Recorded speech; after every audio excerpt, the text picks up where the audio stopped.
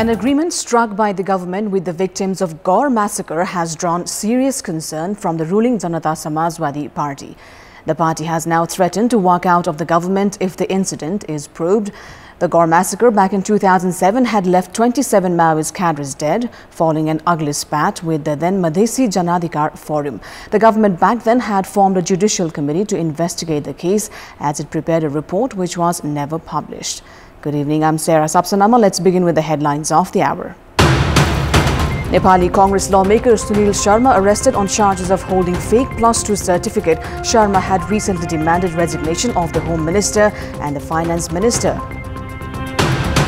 Prime Minister Dahal strikes an agreement with cabinet ministers on work execution, urges not to pose obstacles in development works, a system of reward and punishment in the offing. Ecuadorian President Guillermo Lasso declares a countrywide state of emergency for 60 days as presidential candidate Fernando Villavicencio shot dead at a campaign rally in the capital, Quito. And Pakistan announced one-day squad under Babar Azam for the upcoming Asia Cup, the team to also play a series against Afghanistan.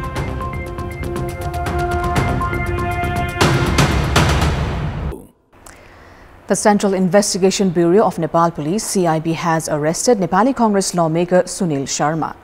Sharma was arrested today allegedly on charges of producing fake +2 certificates. The information is yet to be independently verified. Sharma himself informed the party lawmakers regarding his arrest from his Mandi Qatar residence. It may be recalled that during a recent House meeting, Sharma had demanded the resignation of Deputy Prime Minister and Home Minister Naren Kaji Shrestha and Finance Minister Prakash Sharan Mahad to carry out a fair and impartial investigation into the recent incident of gold smuggling scandal. Sharma was elected lawmaker from Morang Constituency 3 during the November 2022 elections. He is the promoter of Kathmandu Medical College, Sinamangal, Biratnagar's Nobel Medical College, People's Dental College in the capital's Naya Bazar and Vibrant at Thapathali. Now, Prime Minister Pushpa Kamal Dahal has made a work execution agreement for the ongoing fiscal year with ministers. Organizing a meeting at the Administrative Centre, Singha Darbar, Prime Minister Dahal informed ministers of rewards and actions on both ministers and officials based on monthly performance report card.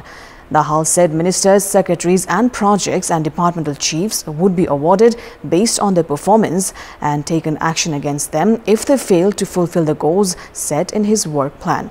The Premier has directed all to ensure timely completion of respective projects. He has also urged them to consult with the Prime Minister's office if they face any obstructions while carrying out projects. Private school operators have staged protests saying that the government had clamped down on their businesses with the Federal Education Bill. The umbrella organization for private schools, PAPSON and Hisan staged a protest in the capital's Maitighar today as per their scheduled protest program earlier this week if the government did not withdraw the bill. The bill proposes for provisions to convert private schools into non-profit institutions within 5 years, which operators say threatens their existence.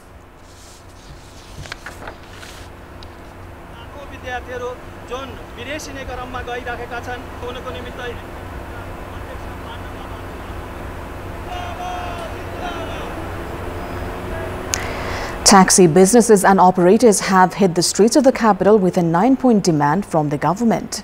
The capital's Baneshwar area saw taxis lined up earlier today as they demanded the government prohibit private vehicles to allow renting trips and the use of vehicles with Indian number plates to operate for transportation business purpose in the country. Protesters have also demanded the government determine criteria for taxi business, maintain a uniform rate across the country and ensure taxi drivers are treated with respect. The protest today had disrupted vehicular movements in the busy New Baneshwar road section.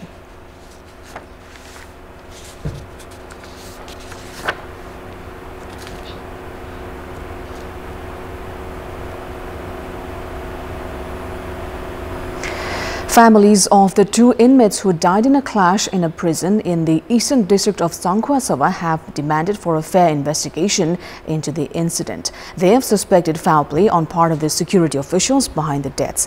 Prison guards say the 2 had been detained as they attempted to escape the prison through a toilet window. This was followed by a violent clash between themselves, resulting in their deaths. 9 other inmates have been put under investigation. The police administration has assured it will conduct a fair investigation into the case. The prison cell in Songkhwasawa has been accommodating 136 prisoners against its capacity of 25.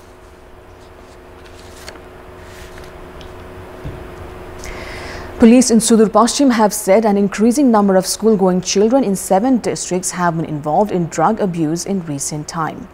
Based on police records, majority of drug users are aged between 12 to 18 years.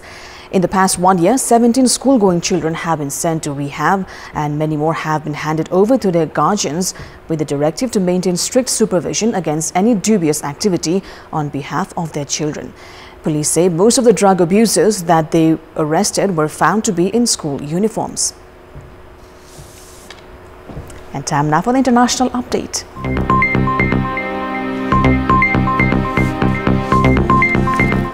Outgoing Ecuadorian President Guillermo Lasso has declared a countrywide state of emergency for 60 days in response to the killing of presidential candidate Fernando Villavicencio at a campaign rally in the capital, Quito.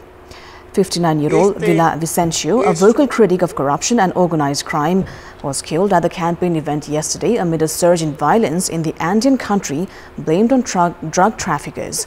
Local media reported some 30 shots had been fired at an event in the north of Quito.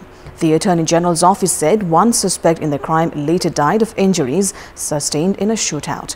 The violence injured 9 other people, including a candidate for the legislature and 2 police officers. The office later said it had arrested 6 people so far in connection with the crime during raids in Quito. Villavicencio from the Andean province of Chimborazo was a former lawmaker, union member at state oil company Petroecuador, and later a journalist who denounced alleged losses in oil contracts. He was one of the 8 presidential candidates registered to stand in the elections scheduled for August 20th.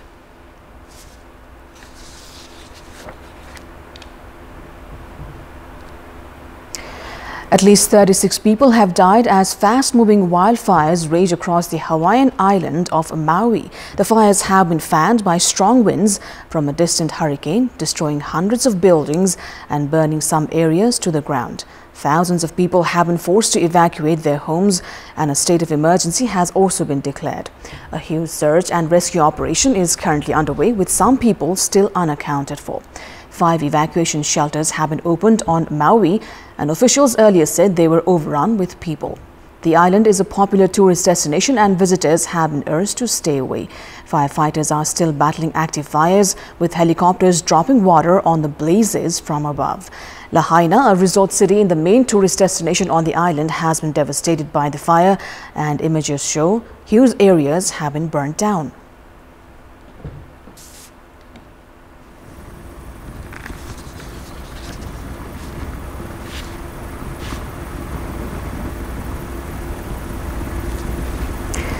The Amazon summit concluded yesterday in Belém, northern Brazil, as countries reached important consensus on protecting the world's largest tropical rainforest.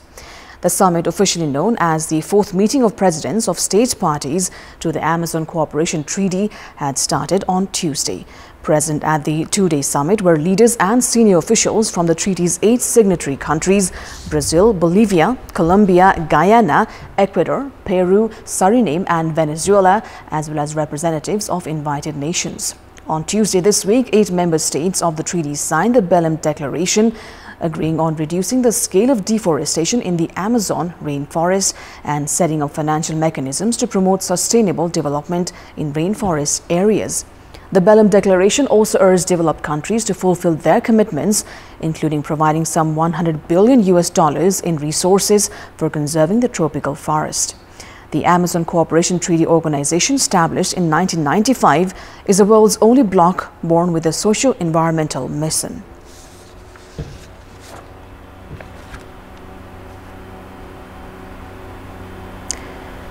China has deplored and firmly opposed what it calls the single-minded announcement of restrictions on investments in China by the United States and has made serious démarches to the U.S. side. Early morning today, U.S. President Joe Biden signed the executive order on setting up screening mechanism on outbound investments and restricting U.S. entities' investments in the semiconductors and microelectronics, quantum information technologies and artificial intelligence sectors in China. In response, the Chinese Foreign Ministry spokesperson said restricting U.S. companies' investment in China with national security as a front is a clear act of overstretching the concept of security and politicizing business engagement. The move's real aim is to deprive China of its right to develop and selfishly pursue U.S. supremacy at the expense of others. This, the spokesperson called, was blatant economic coercion and tech bullying, an act that seriously violates the principles of market economy and fair competition, undermines the international economic and trading order, destabilizes global industrial and supply chains, and hurts the interests of both China and the US and the global business community. A Chinese envoy yesterday called on the Sudanese parties to cease hostilities as soon as possible. The armed conflict in Sudan has been going on for nearly 4 months with increasing civilian casualties and a worsening humanitarian condition.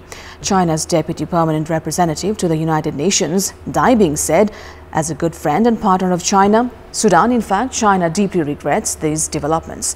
Dai told the Security Council that China hopes that the parties concerned will, in the interests of the country and its people, put an end to the fighting as soon as possible, promote de-escalation and resolve their disputes through dialogue so as to create conditions for peace and reconciliation.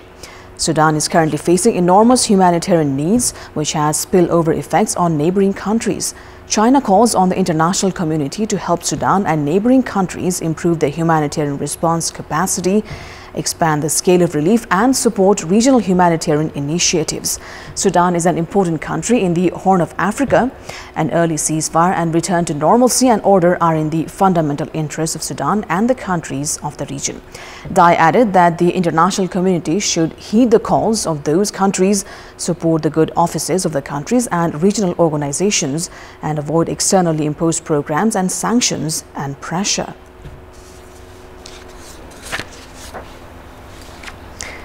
Now, thousands of activists across Europe using direct action activism, blocking roads, targeting oil pipelines, vandalizing art and property and protesting agricultural water usage to demand urgent government action against climate change have been met with a crackdown in multiple countries. Lawmakers in France and Britain have passed new surveillance and detention laws, with Britain going so far as to make it illegal to lock or glue yourself to property or being equipped to do so. Determined to prevent such protests gathering strength, states in Germany and national authorities in France are invoking legal powers often used against organized crime and extremist groups to wiretap and track activists. In Berlin alone, police have spent hundreds of thousands of hours working on more than 4,500 incidents registered against the Last Generation and Extinction Rebellion groups. State authorities in Germany are also widely using preventative detention to stop people from protesting, including holding at least one person for as long as 30 days, which is permissible under Bavarian law. France has used an anti-terrorism unit to question some climate activists. With the planet recording its hottest ever days in July, accompanied by heat waves, droughts and wildfires around the world, activists often young and new to protesting say they are outraged by the lack of urgent action to control the ongoing increase in carbon emissions. Some of the actions are coordinated by the 822 network, an umbrella group that includes Last Generation, France's Dernier Renovation and Britain's Just Stop Oil, among others. Activists say direct action protests have been crucial for historical social change, including winning the vote for women and the U.S. civil rights movement.